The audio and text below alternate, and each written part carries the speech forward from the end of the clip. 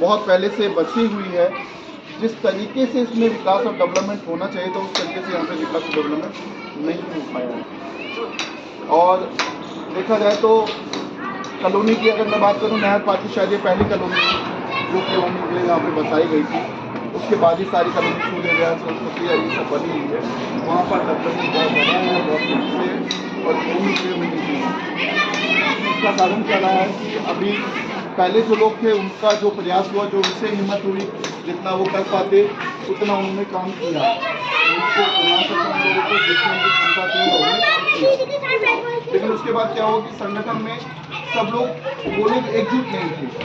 वो अपना अकेले गए, उनसे जो काम हो पाया वो गए, अकेले कोई लड़ गया उन्होंने वो काम कर लिया, कोई अकेले गया उन्होंने वो काम कर लिया। लेकिन अभी पिछले में हम ये देख रहे हैं कि अभी छोटे छोटे कामों के लिए हम आपस में परेशान होते हैं। जैसे काम बताते हैं, अभी परिवार पहचान पत्र बना, हाउस टैक्स लोगों का आया, या वोटर कार्ड या आधार कार्ड, इस तरह की छोटी छोटी प्रॉब्लम होती है जिसकी वजह से लोगों को बहुत परेशानी का सामना करना पड़ा। कई लोगों के राशन कार्ड चल गए, कई लोग जुड़ गए, तो बहुत सारी समस्याएं हुई है जिसके समाधान के लिए लोगों को बहुत परेशानी होना पड़ा, छुट्टियां लेनी पड़ी, लेकिन छुट्टियां होने के बावजूद उनके काम नहीं हो पाए। अब इसका कारण क्या था? कई लोगों को क्या है कि इसकी नॉलेज नहीं थी, कई लोगों को इसकी जानकारी नहीं थी कि काम होगा कहाँ से, कैसे काम होगा, ये काम करने वाले अधिकारी कौन है, किस तरीके से काम होगा, लोगों को जानकारी इसकी नहीं थी। इसके लिए क्या किया हमने देखा कि कॉलोनी को संगठन में इस वजह से ये एक बड़ा कारण है जिस वजह से हम लोग हमारी कॉलोनी में पिछड़ी हुई है। फिर कॉलोनी में एक मीटिंग की गई नवंबर में, 3-4 मीटिंग हुई। फिर ये हुआ कि भाई एक संगठन का अंडरप्रिय का गठन करना चाहिए, अंडरप्रिय की जरूरत कॉलोनी में है। फिर सब कॉलोनी वासियों ने अंडरप्रिय का एक संगठन तैयार किया, उसमें कुछ लोगों को चुना, हम लोग को वो जिम्मेदारी दी गई, हम लोग उसमें वो जिम्मेदारी निभा सकें। और उसी के तहत जब तक अब जिम्मेदारी तो हम लोग को दे दिया गया है, 11-12 मेंबर चुन लिए गए, लेकिन जैसे मैंने बताया था कि जब तक सभी साथियों का सहयोग नहीं हो कोई भी संगठन आगे नहीं बढ़ पाएगा। और जब तक हम सब भाइयों का सहयोग नहीं होगा तब तक 12 मेंबर कुछ भी नहीं कर पाएंगे। 12 मेंबर 11 मेंबर सिर्फ इस बात के लिए 12 मेंबर कि आप लोग जो मार्गदर्शन करेंगे शासन से, प्रशासन में, राजनीति में, जहाँ भी भागादौड़ी का काम करना है वो हम लोग करने के लिए तैयार हैं। हो सकता है कि किसी भाई के पास रोज भागादौड़ी के लिए समय ना हो, लेकिन वो सब के लिए हम लोग हैं, क्योंकि हम लोगों ने ऐसा मेहनत किया कि जिनके पास जो समय होगा उस हिसाब से जाके शासन प्रशासन में हम लोग जो भी समाज का, कॉलोनी के जो भी काम है उन काम को करवाने के प्रयास करेंगे। कुछ काम ऐसे होते हैं जो कि हमारे आप सबके सहयोग से पूरा हो पाए, RW कॉलोनी वालों के सहयोग से जो पूरा हो पाएगा वो हम सब मिलकर पूरा करेंगे। जो नहीं हो पाएगा, जिससे हो पाएगा उनसे कराने का प्रयास करेंगे मिलकर। मान लीजिए कोई काम पार्षद लेवल पे, हम पार्षद लेवल पे जाएंगे, विधायक का लेवल का काम है तो विधायक लेवल पे जाएंगे, सांसद या मंत्री लेवल का काम है उनके पास जाएंगे, अगर मुख्यमंत्री के लेवल का काम है तो हम उनके पास भी अपनी शिकायत को लेकर जाएंगे। अब जाएंगे और या शासन प्रशासन से कोई काम होना है, नगर निगम से काम होना है, DC कार्यालय से कोई काम होना है, फूड कॉर्पोरेशन से कोई काम होना है, तो जहाँ से भी काम होना है वो हम वहाँ पर काम करने का प्रयास करेंगे। लेकिन एक सबसे बड़ी समस्या ये आएगी, हम सब के लिए बहुत समझने की बात है, किसी की कॉलोनी की हमारी कोई भी समस्या है, अब यहाँ पे हम 8-10 भाई खड़े हैं, अब आप अलग किसी काम के लिए जाएं और आप अकेले जाएं तो क्या कोई आपकी सुनेगा? कोई भी अधिकारी, कोई भी नेता, कोई आपकी सुनेगा? नहीं, शायद नहीं। वहीं पर जितने लोग इकट्ठे हैं, अगर इतने ही लोग एकजुट होकर जाए तो कम से कम इतना तो सुनेगा कि आपकी समस्या क्या है, काम करे या ना करे, पहली पॉइंट। और यही संख्या अगर बढ़कर 100-200 की हो जाती है तो वो आपका काम भी करेगा। ये गलत है, सही है? इसी के लिए हम सब लोग ये चाहते हैं कि संगठन तो बन गया है, लेकिन संगठन की शक्ति तभी बढ़ेगी जब हम सब लोग साथ मिलकर इस संगठन में आएंगे और इस संगठन को मजबूती देंगे, तब ये संगठन आगे बढ़ पाएगा। क्योंकि हम लोग प्रयास अलग अलग करते हैं, लेकिन उन प्रयासों का परिणाम वैसा नहीं आता जैसा हम लोग चाहते हैं, और काम हमारे बहुत सारे अच्छे होते हैं लेकिन कोई भी काम नहीं हो पाता।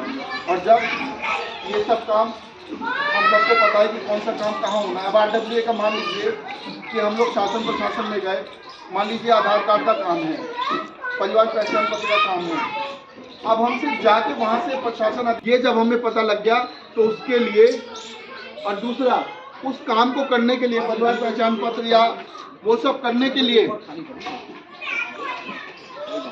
किन किन डॉक्यूमेंट्स की जरूरत पड़ेगी, ये सब हमने पता कर लिया। तो हम क्या करेंगे, एक बार में वो सारी चीजें करके एक बार जाएंगे, एक बार में हमारा काम हो जाएगा। और वहीं पे हमें नहीं तो हम अपना कागज लेके पहले ढूंढेंगे कि भाई ये काम कहाँ से होगा। किसी को पकड़ेंगे कॉलोनी से, किसी को भी, भैया आप जानते हो सकता है वो जानता हो सकता है ना जानता हो, और ये भी जरूरी नहीं कि वो पूरी बात जाओ। तो कहेगा भैया मुझे नहीं पता, ये पता है जी फरीदाबाद में 12 सेक्टर में काम होता है सारा, वहीं चले जाओ। अब फरीदाबाद में 5 मंजिल है, एक तरफ 2 मंजिल है, अब कौन से ऑफिस में, कौन से दफ्तर में, कौन सी बिल्डिंग में कहाँ कहाँ भटकोगे, और पता लगा आप भटक भुटक के गए, अधिकारी है ही नहीं जी बताने वाला, हमारे पास आज नहीं है जी, कल आगे बात करना। एक दिन की छुट्टी जायज, अगले दिन गए, फिर पता किया, फिर उसने बताया भाई ये काम है, पता लगा 5 काम करने थे, उसने 1 की 2 बताया, 3 छूट गए। तो क्या होगा जब आप डॉक्यूमेंट्स करके गए तो अच्छा ये ले आए, अच्छा ये 3 काम और करने थे भाई, तो जी आपने तो बताया नहीं था, चलो आप बता दो आप कर लाओ, फिर 4 दिन की छुट्टी। भाई साहब गलत तो नहीं है, ऐसा ही होता है, ऐसे ही होता है। अब पता लगा जब गए एक काम के लिए आपके 5 चक्कर लग गए, पहले तो ये नहीं पता कि किस अधिकारी के टेबल से काम होगा। वहीं पर RW ये सारा काम करके पहले से तैयार रखेगी कि भाई आपका परिवार पहचान पत्र बन रहा है, इसमें ये दिक्कत है, ये परेशानी है, तो इसका ठीक यहाँ से होगा, ऐसे होगा, ये डॉक्यूमेंट्स लगेंगे, सारे डॉक्यूमेंट्स तैयार करके दे दिया जाएगा, और किसी भी व्यक्ति को सिर्फ एक दिन जाना, वहाँ सबमिट करके चले आना है। हो सकता है कि ये भी मदद कर दिया जाए कि उस अधिकारी का नंबर हम लोग सबका लेकर रखें, आपके जाने से पहले फ़ोन कर दें कि भैया आप टेबल पे हो, कब तक हो, काम है कुछ, तो बताएंगे जी आज दोपहर तक हो, चलेगा आपने सबमिट कर दिया। गलत तो नहीं भी तरीका, और पता लगा हम गए, आज अधिकारी छुट्टी पे, आज चंडीगढ़ में, आज यहाँ मीटिंग है, आज वहाँ मीटिंग है, तो जाना आना बेकार।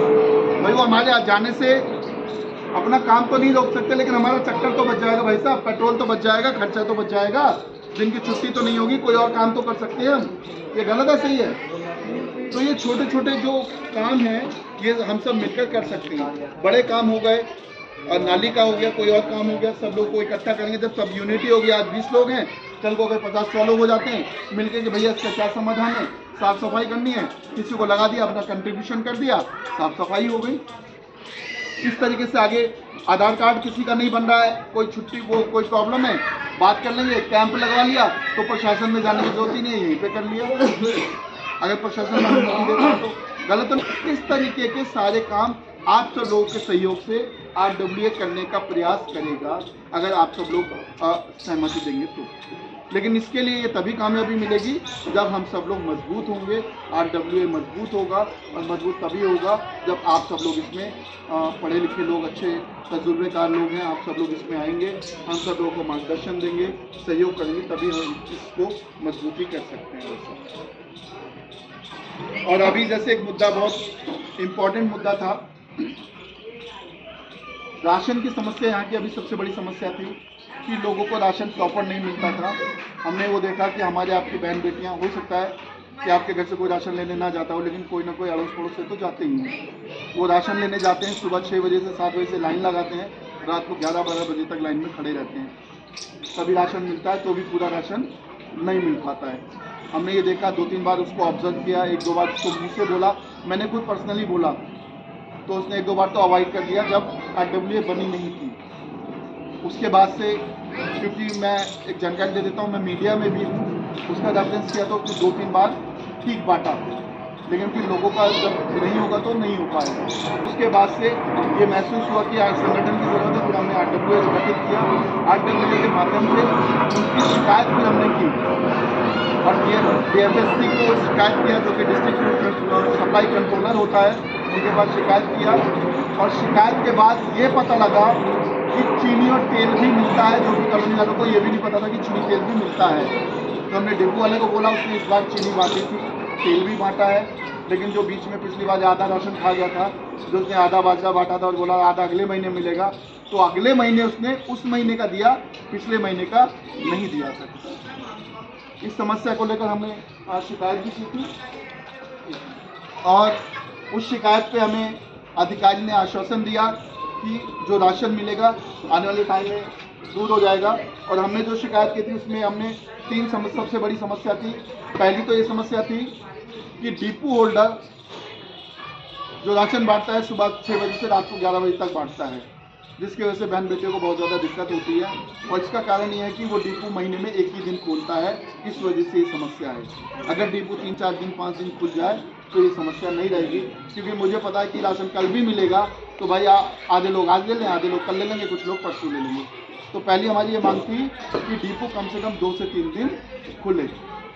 वैसे तो हमने एक हफ्ते की मांग की है कि कम से कम एक हफ्ता खुलना चाहिए। दूसरी मांग हमारी ये थी कि तेल और चीनी सबको नहीं मिलता, तो सबको तेल और चीनी मिले, ये दूसरी मांग थी। तीसरी मांग ये थी कि वो आधा राशन बांटते हैं और तीसरा बोलते हैं अगले महीने देंगे, बाकी वो देते नहीं है, यानी आधा बांटते आधा खा जाते हैं। तो तीसरी मांग ये थी कि सब लोगों को पूरा राशन मिले। और ये तीनों मांग पे हमने यहाँ पर कंप्लेंट किया है।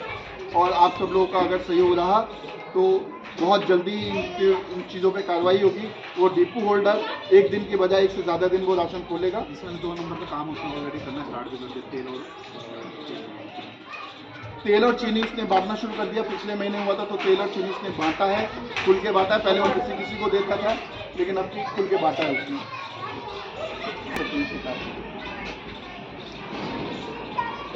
राशन कार्ड से नाम कट गए हैं, मतलब क्या होता है? हाँ, अब देखिए मैं इसका भी बता देता हूँ।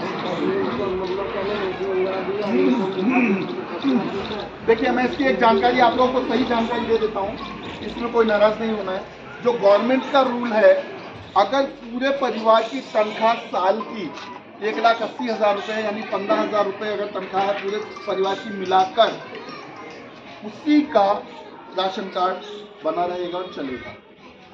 हो सकता है कि मेरी इनकम 10,000 है, मेरे बेटे की इनकम 5,000 है या 15,000 है, और किसी और की इनकम 8-10 हज़ार है, तीनों की मिला के पता लगा फिर 25-30 हज़ार रुपये महीने की इनकम पूरे परिवार की हो गई, तो उसकी फिर ज़्यादा हो जाएगी, उसका नाम ऑटोमेटिकली कट जाएगा। कुछ लोगों ने क्या किया है कि अभी छुपा लिया है और वहाँ पे गलत लिखवा दिया है, लेकिन वो गवर्नमेंट उनको ट्रेस कर रही है।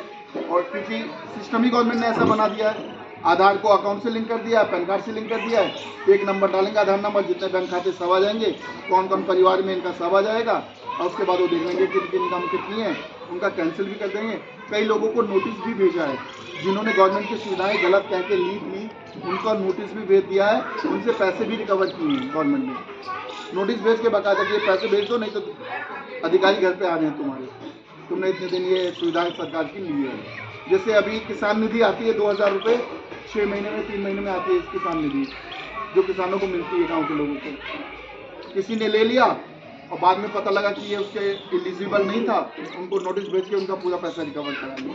कुछ ऐसी समस्या है जैसे खाली हरियाणा ही स्टेट में जो है, हाँ, ये इनकम सर्टिफिकेट राशन कार्ड को लगा, बाकी यही बगल में दिल्ली है, हमारी यूपी है, यहाँ कोई नहीं। मैं एक चीज़ बाबूजी एक चीज़ बता देता हूँ। 50 लाख है। देखिए हमारा जो कंट्रोल है, जहाँ पे हम रहते हैं वहीं पे हम कर सकते हैं। आप भी हरियाणा में रहते हैं, दिल्ली तो हम जा नहीं पाएंगे, एक जनरल बातचीत है हमारी।